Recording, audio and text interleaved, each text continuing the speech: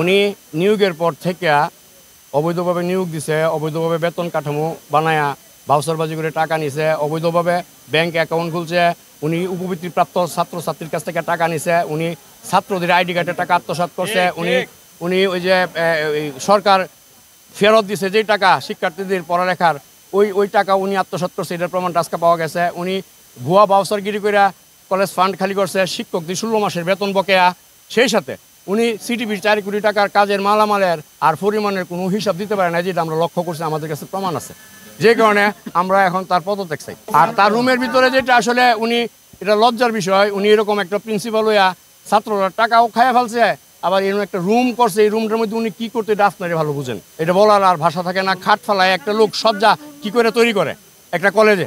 আজকে আমরা এখানে সবাই অতিরিক্ত হতাশাগ্রস্ত হয়ে গেছি, কারণ বর্তমান যে অধ্যক্ষ উনি দীর্ঘদিন যাবৎ ওনার নিয়োগের পর থেকে যে সব দুর্নীতি করে আসছে আমরা সেই সম্পর্কে অবগত। প্লাস কথা হইতেছে আমাদের যেই কলেজের দৃশ্যমান এবং অদৃশ্যমান উভয় দিকে উনি দুর্নীতি লুটপাট করে গেছেন, যেগুলোর সঠিক তথ্যাদি প্রমাণ আমাদের কাছে আছে। তো আজকে বাংলাদেশের এই প্রেক্ষাপটে আমরা সকল ছাত্ররা এই সিদ্ধান্ত নিছি যে আসলে ওনার মতো একজন অরিজিনাল চোরকে আমরা এই কলেজে রাখতে চাই না। হ্যাঁ, আজকে আপনারা যদি দেখতে পারেন যে আমরা যেখানে দাঁড়ায় আছি আমাদের ক্যাম্পাস কলেজ মাঠ, এই মাঠের কোনো ব্যবস্থা নাই, সুব্যবস্থা নাই, ছাত্ররা বাইরে খেলাধুলা করে।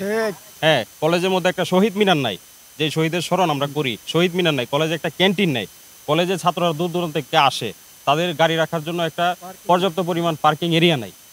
তারপরে বলতে গেলে হ্যাঁ, আসলে কলেজের জন্য অনুদানকৃত যেসব আসবাবপত্র আছে, কম্পিউটার, ল্যাপটপ, কোনো কিছুর হিসাব নাই, আমরা কোনো কিছু ব্যবহার করতে পারি না এবং আমরা এগুলোর হিসাবও পাই না। আজকে আমরা সকলে এলাকাবাসীও আমাদের পক্ষে ছিল, হ্যাঁ, সকলের একটাই দাবি প্রিন্সিপালের পদত্যাগ। কারণ ওনার মতো লোককে আর আমরা আমাদের এই অভিভাবক হিসেবে আমরা চাই না, আমরা আমাদের কলেজের দুর্নীতি মুক্ত চাই এবং সুন্দর একটা সুষ্ঠু পরিবেশ চাই। কিছুদিন আগে বলতে গেলে যে অনার্সের পরীক্ষা গেছে, 800 স্টুডেন্ট পরীক্ষা দিছে, তার মধ্যে একজন এ প্লাস। তো উনি শিক্ষার মান কিভাবে উন্নয়ন করলেন ইন্টারের? তাও সব ওনার সকল কর্মকাণ্ডে আসলে প্রশ্নবিদ্ধ, এগুলো বলে লাভ নাই। সবকিছু সম্পর্কে আমরা অবগত হয়েছি, যেই কারণে আজকে আমরা এই সিদ্ধান্ত নিছি, আমাদের ধৈর্যের বাইরে চলে গেছেন।